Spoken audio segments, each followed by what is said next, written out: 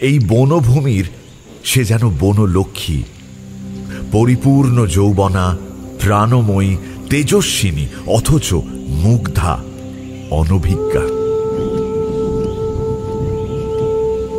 শ্রাবণ মাস, নবীন মেঘে ঢল নেমেছে অনেক দিন। চারদিকে তাকালেই সবুজের সমুদ্রের মতো নবীন কচি কাশবন দেখা যায়। একদিন রাজা দবরু পান্নার চিঠি পেয়ে শ্রাবণ পূর্ণিমায় ওর ওখানে ঝুলন উৎসবের নিমন্ত্রণ রক্ষা করতে চললাম। রাজু ও মটুকনাথও আমার সঙ্গে চলল। সন্ধ্যের আগে রাজা দবরু পান্নার রাজধানীতে পৌঁছে গেলাম।